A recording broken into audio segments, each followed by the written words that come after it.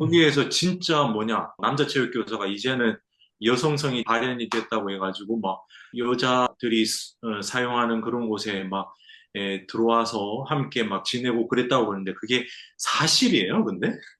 그러니까 미국도 이제 주마다 그 차별금지법이 통과된 주가 있고 그렇지 않은 주가 있는데 주로 민주당 의원들이 많이 있는 주에서는 통과가 되고 대표적으로 캘리포니아나 뉴욕 같은 경우는 그 민주당 의석이 많거든. 근데 지금 우리 애들도 이제 중고등학교를 다 졸업했기 때문에 직접적으로 듣지는 못하지만 사실 우리 애들이 여기 이제 중고등학교 다닐 때만 하더라도 그런 동성애 관련 이슈들이 되게 있었거든.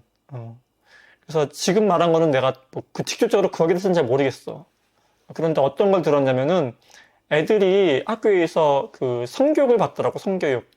근데 성교육 받는데 뭐 당연히 성교육 받을 수 있잖아, 받아야 되고. 우리가 흔히 알고 있는 전통적인 성교육 그런 거를 가르치나 싶었는데 그게 아니더라고. 그게 아니라 적나라하게 그런 어떤 거진 포르노 수준의 어떤 그런 사진 영상이라든지 그러니까 그걸 우리가 아는 것처럼 소극적으로 이렇게 뭐 이런 게 아니라 적극적인 성교육을 하는 거야. 학교에서. 그리고 그거를 이제 항의를 못 하는 거지, 그거를. 항의를 하게 되면은 오히려 항의한 사람들이 불이익을 받거나.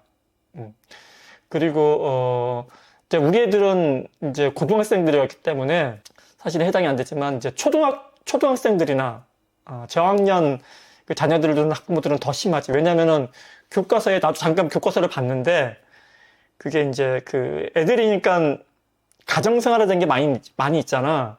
그럼 보통 이제 예를 들어서 뭐 토끼 엄마랑 토끼 아빠, 그러니까 토끼네 가족. 그럼 이제 다정스럽게 토끼 엄마가 앞치마 두르고 요리하고 토끼 아빠가 이제 안경 끼고 회사 갔다 출근하고 이런 모습을 이제 그리잖아. 근데 그게 아닌 거야. 토끼 엄마랑 토끼 엄마. 그런 가정. 토끼 아빠랑 토끼 아빠. 동성 가정의 모습들을 너무나 자연스럽게 보여준다라는 거야. 너무나 자연스럽게. 심지어는 이제 그 모습, 그러니까 애들 같은 경우는 어떤 애들은 그게 되게 쿨하게 볼 수도 있는 거 사실은. 재밌어 보일 수도 있고. 그래서 동성애 관련해서 찬성하는 사람들은 이 법이 통과된다 하더라도 갑자기 뭐 동성애가 늘어난다거나 사실 그러지 않다라는 얘기를 하는데 그 사실과 달라요.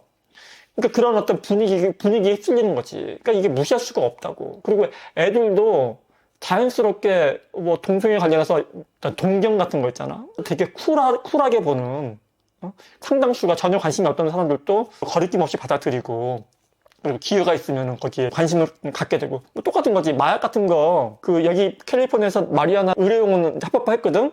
그러니까 취지는 좋아요. 마리아나 의료용 같은 경우는 환자를 그 마취하는 그런 어떤 불쾌감이나 고통으로부터도 해방될 수 있고 얼마든지 의료 목적으로 쓸 수 있다. 그리고 마리아나 같은 경우는 사실 그렇게 커다랗게 중독성이 없는 거다. 그래서 이제 합법화를 시켰거든. 이제 그거는 팩트거든. 근데 일단 그 마리아나라는 어떤 그 약물을 그 합법화 시키게 되면은 거기에 문을 열어놓게 되면은 애들이 그 드러그에 대한 이 약에 대한 어떤 그런 경계심이 확 낮춰지는 거지.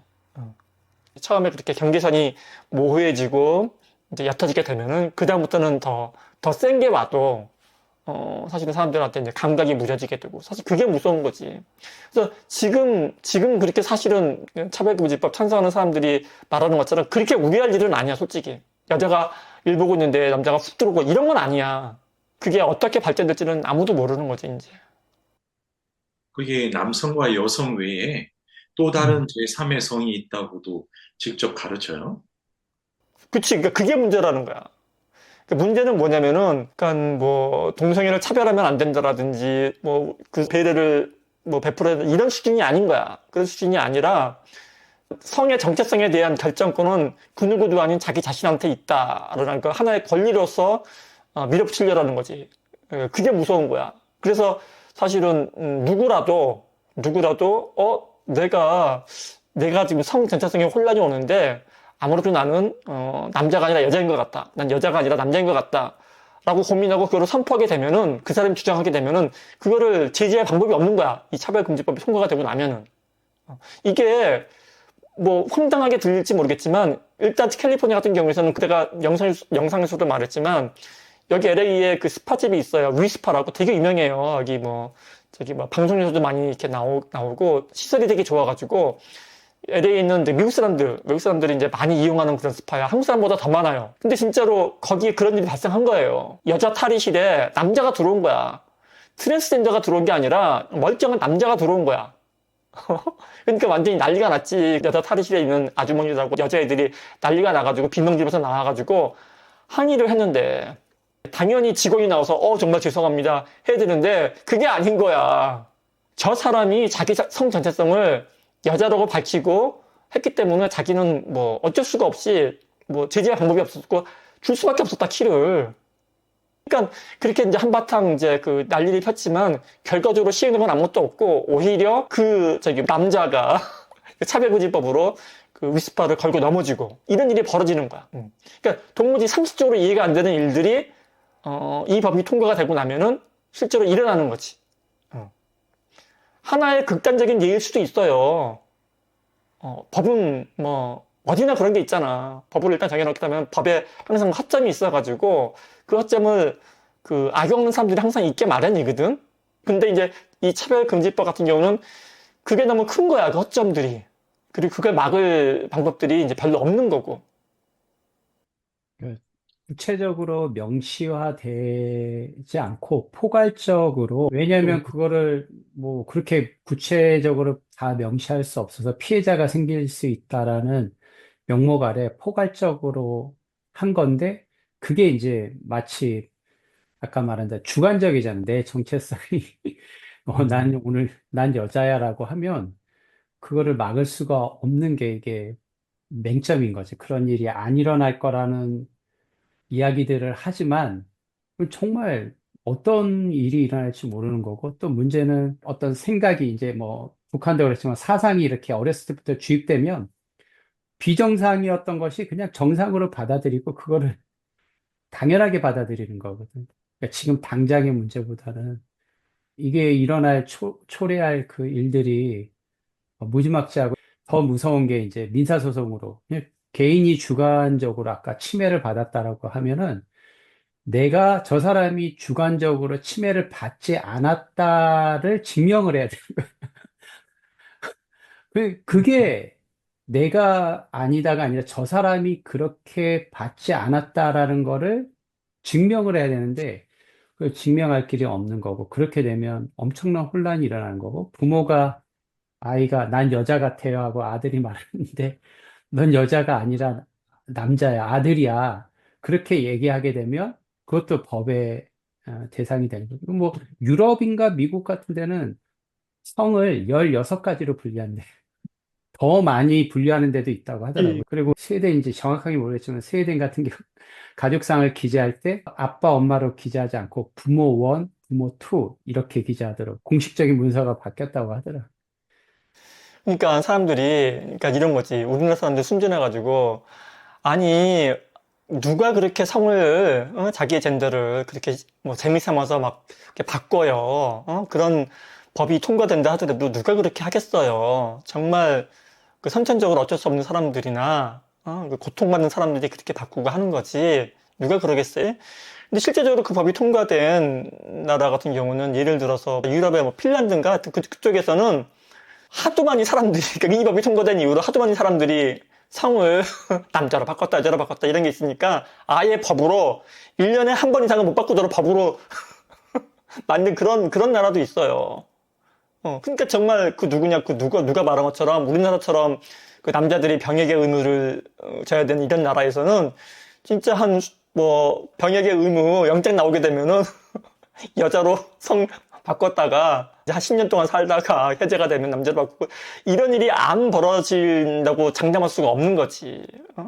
물론 거기에서 뭐 알아서 또 법적으로 만들면 되지 않냐고 그렇게 말할 수도 있겠지만은 이게 자연스럽지가 않은 거잖아. 그러니까 내가 제일 답답한 건 뭐냐면은, 그러니까 정상과 비정상이 있는데, 그런데 그 인식부터 바꿔야 된다는 생각이 드는 거야. 정상이 옳고 비정상이 틀린 게 아니라 대다수가 있는 포션이 있고 그 외에 소수가 존재한다라는 거고, 이 소수는 다수한테 배려를 받아야 되는 거고, 배려받은 소수는 다수에게 감사함을 느껴야 되는 거고, 이 관계가 건강한 관계라고 생각이 되는데, 이게 이제 제대로 이루어지지 않으니까 사실 소수자가 법으로 만들어서 그렇게 하려는 그 심정은 이해가 가요. 거기에 대해서는 사실은 우리가 할 말이 없는 것 같아. 다수자가 충분한 배려를 못했기 때문에 소수가 법으로라도 그런 걸 해야 된다라는 그 논리는 정말 충분히 납득이 가요. 그러나 그렇게 하려고 그러면은 사실은 포괄적으로 가면 안 된다라는 거야. 포괄적으로.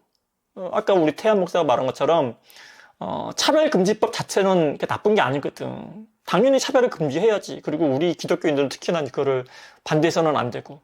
그런데 포괄적인 차별금지, 이 포괄적이라는 말이 이 율법주의적이라는 말과 굉장히 흡사하다고 느껴지는 거야. 우리가 신앙에서도 율법주의를 굉장히 경계하는 이유가 뭐냐면은 무조건 안식일을 얻게 되면은 제재를 가하는. 근데 예수님께서는 그게 포괄적으로 적용해서는 안 된다. 안식일에 소가 생명이 구덩이에 빠졌으면 어떻게 되겠느냐. 그럼 포괄적으로 적용하면 안 되지 않느냐. 그런 거잖아. 그래서 사실은 좀 수고스럽더라도 차별금지법을 개별적으로 이런 경우에는 이렇게 하고 이런 경우는 이렇게 하고 또 적용 범위를 넓혀가는 게 사회적인 어떤 합의와 토의를 통해서 그걸 넓혀가는 게 그게 성숙한 사회의 모습인데 근데 이제 그 다수가 어떤 그런 것들을 이제 포용할 능력이 없다고 느껴지니까 그런 결과가 이제 초래가 되는 거지.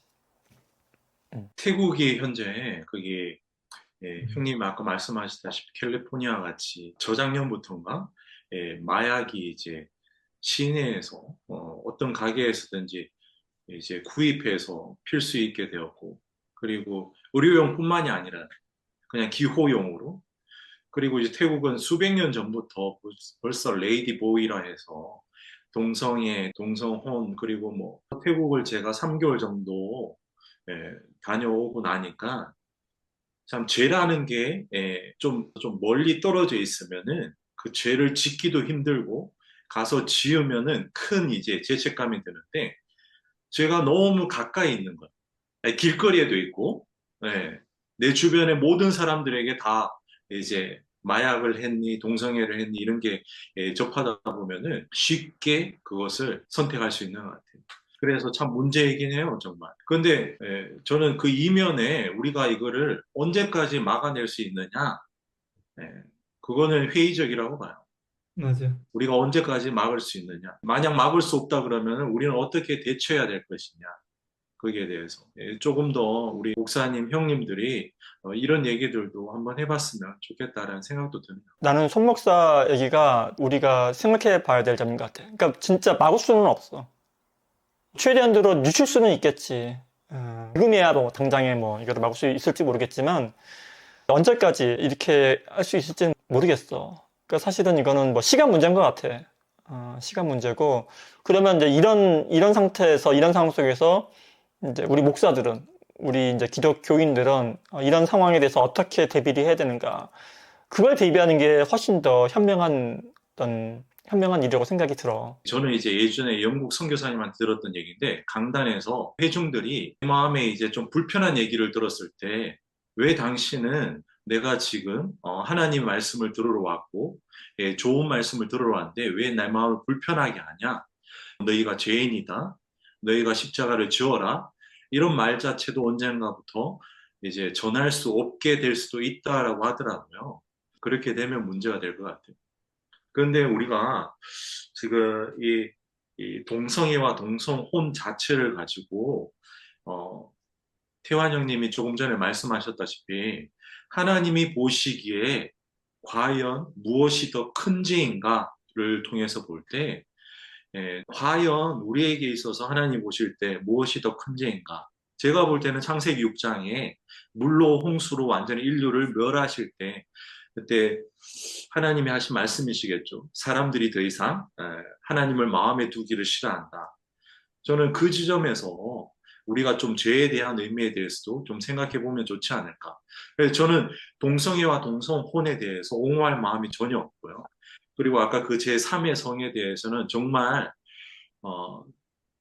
잘못되었다라고 생각하는데 과연 하나님의 입장에서 우리가 지금 짓고 있는 죄의 경중을 따져볼 때 무엇이 더 큰 죄인가? 그래서 우리가 하나님 아버지 앞에서 조금 더 이런 기회로 조금 더 낮추고 하나님이 보시기에 내 마음속에 과연 하나님을 생각하고 있는가?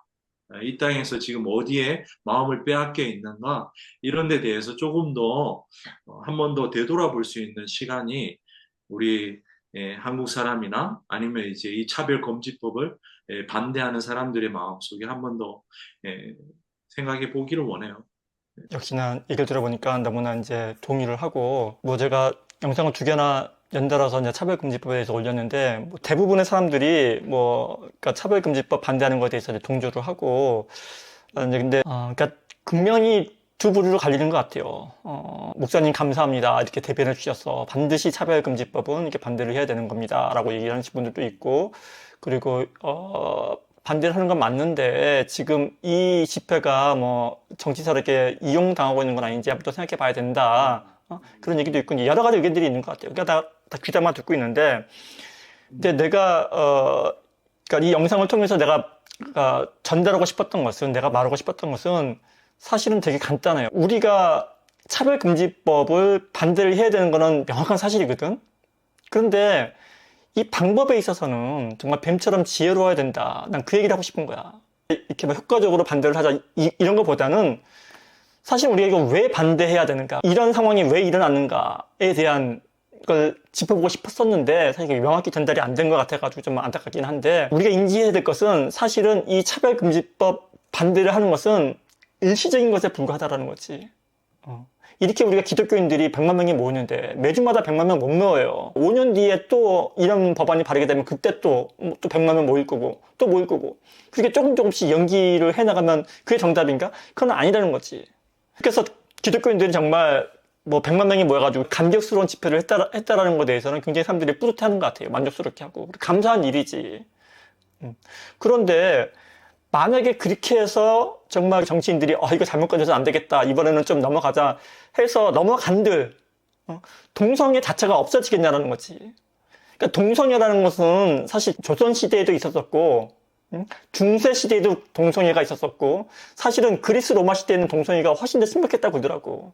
그러니까 이거는 사람이 유전자를 가지고 살아가는 어떤 생물학적인 어떤 그런 어떤 존재임을 생각할 때 동성애자들은 언제든지 그 소수자는 존재할 수밖에 없고, 문제는 민주주의 사회에서 모든 개인들이 다 평등한 인권을 가지고 있는데 동성애자가 가지고 있는 그 인권도 사실 하나의 인권으로 부여를 하는 게 지금 민주주의 사회의 어떤 그 이념이거든. 이 상태에서 그들이 내세우는 주장을, 그 건강보험이라든지 결혼제도, 그들이 주장하는 기본적인 인권을 우리가 허용 안 할 수가 없다라고, 이거는. 근데 우리가 그 부분을 간과한 채 전국의 개신교도들이 모여서 이 법안은, 동성애는 하나님이 싫어하시는 법입니다, 그러니 반대합니다 라고 가서는 100점 100패라는 거야. 왜냐하면 지금 기독교 인구가 지금 반이 안 되거든. 100만 명이 다 꿀떡 뭉쳐봤자 법안을 바꾸는 데는 별로 이렇게 도움이 안 돼요. 목소리를 낼 수 있을지언정, 분위기를 띄울 수는 있을지언정 뻔한 게임이라는 거지. 그럼 어떻게 가야 되느냐? 내가 말한 대로 차별금지법은 철저한 차별조장법입니다. 차별권장법입니다. 오히려 역차별법입니다. 오히려 민주사회에 헌법이 보장하는 개인의 평등권과 기본권을 역행하는 그런 법입니다 라고 가야 된다는 거지. 실제로 그게 맞고 그 부분을 우리가 건드려야 되는 거지. 안 그러게 되면 오히려 역공을 맞이하는 거죠. 역공이 뭐냐면은 그들은 정말 요만큼의 배려를 원했는데 그게 받아들여지지 않으니까 오히려 그들이 인권을 걸고 넘어지는 바람에 그런 어떤 요만한 배려가 아닌 전체적으로 자기 자신을 완전히 정상인으로, 배려받아야 할 소수가 아닌 마땅한 권리로서 드러내는 어떤 그런 권리로서 주장하게 된단 말인 거지. 그래서 그 법안을 요구하는 사람들이 요구하는 게 뭐냐면은 그런 거야. 교육 시스템에서 아예 초등학교 때부터 동성혼, 동성 가정의 어떤 그런 아름다움과 그런 어떤 부분들을 오히려 부과시켜 버리는, 혹 때려다가 혹을 붙이는 그런 꼴을 당한다는 거지. 오히려. 그러니까 이게 얼마나 미련하다는 거야. 하나님을 위해서 열심으로 목숨 걸고 신앙적으로 밀어붙였는데 오히려 예수님한테 이 독사의 새끼들이라는 욕을 얻어먹었던 바리새인들 꼴이 난다는 거지.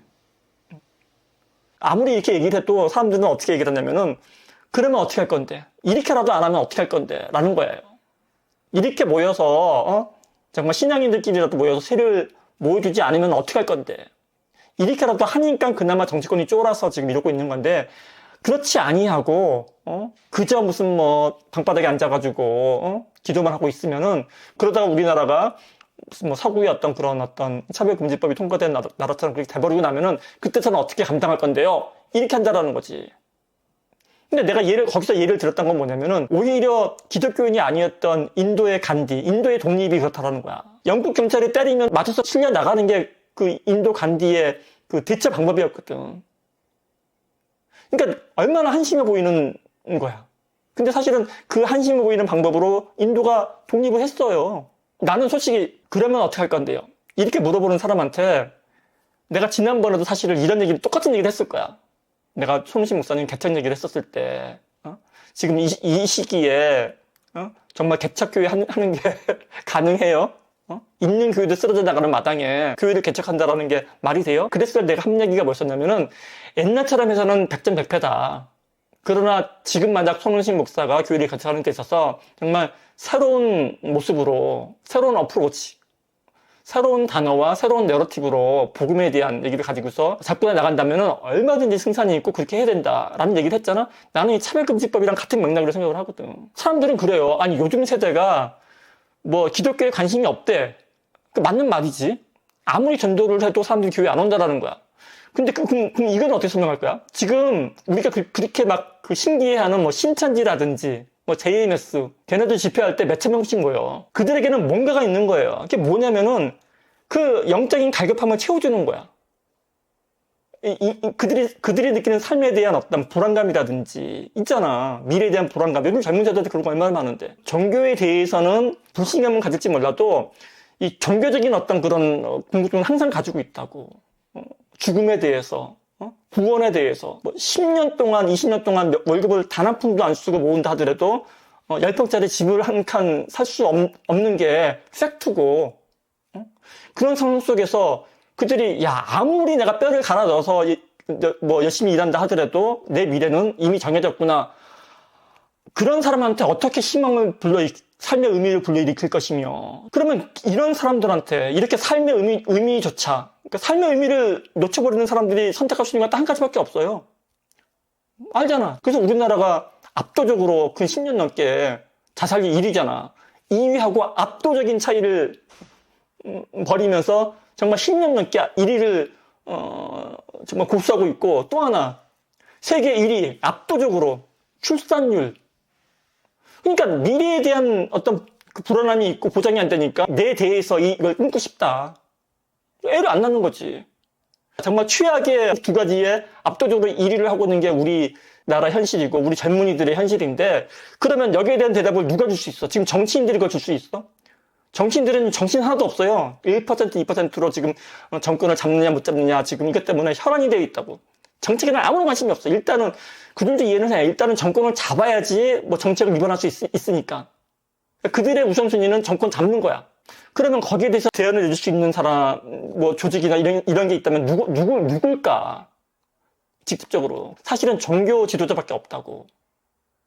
결국은 기독교야. 아무리 무슨 기독교 인구가 떨어진다 하더라도 통계를 보니까 그나마 우리나라 사람들이 관심 있어 하는 종교 1순위는 기독교더라고, 기독교. 놀라운 게 뭔지 알아? 들어본 적 있을지 모를까? 3% TV라고 그래가지고 구독자가 막 몇백만 명이고, 그래서 그 사람들이 다루는 게 뭐냐면은 그냥 경제 문제라든지 아니면 뭐 연예계 소식이라든지 되게 재밌는 내용을 다루는데, 근데 그 사람들이 올리는 그 채널의 그 콘텐츠 중에서 요즘 가장 인기 있는 콘텐츠가 뭔지 알아?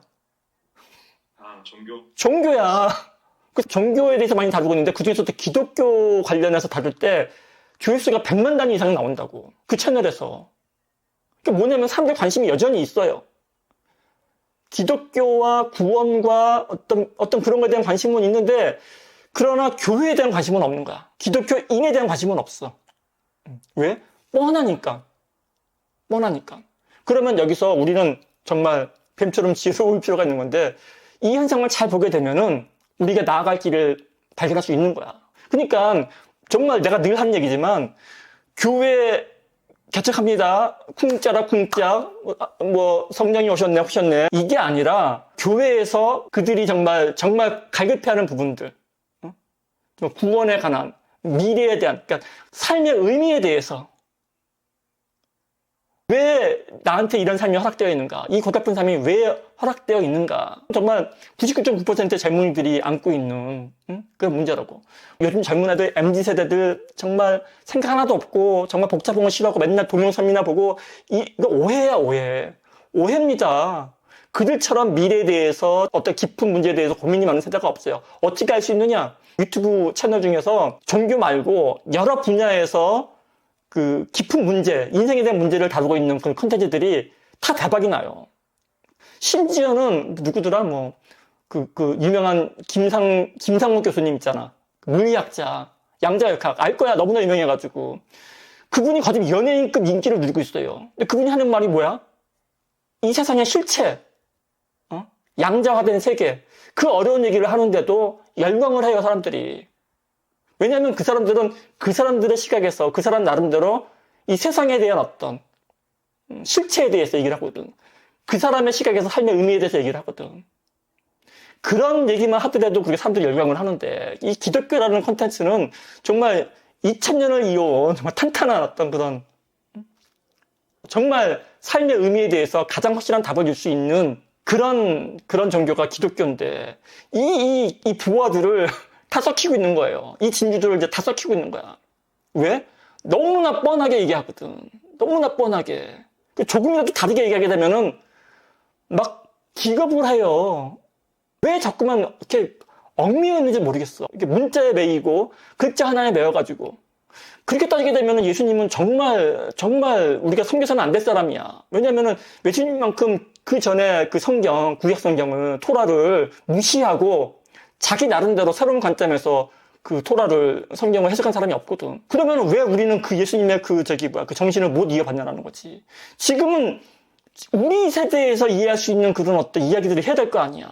지금 우리 세대에서 받아줄 수 있는 그 역할을 하는 게, 그 역할을 하는 게 사실은 석의잖아, 석의. 주석이 아니고 석의. 석의를 해서 알려주는 그 전문가가 목사의 역할이잖아. 근데 그 역할을 안 해요? 아니, 내가 웃긴 게 뭐냐면은, 아직까지 우리 성경은 가이사야, 가이사. 아니, 가이사를 누가 알아듣냐고. 가이사란 말을 어디서 쓰냐고. 아니, 성경에 나와 있는 애굽이란 말을 누가 써요, 세상에. 이집트잖아, 이집트. 누가 애굽이란 말을 써요. 1.1핵이란 말은 그렇게 쓰는 게 아니거든. 그렇게 문자적으로 고집하라는 말 아니거든, 그게. 그거를 왜 고집하냐고, 그거를. 이게 얼마나 어리석냐는 거지. 거기서 자유롭지 못하는 한 우리는 여전히 20세, 21세기에도 형제님, 할렐루야, 믿습니까? 이런다고. 이러는 교회 누가 가고 싶겠냐고.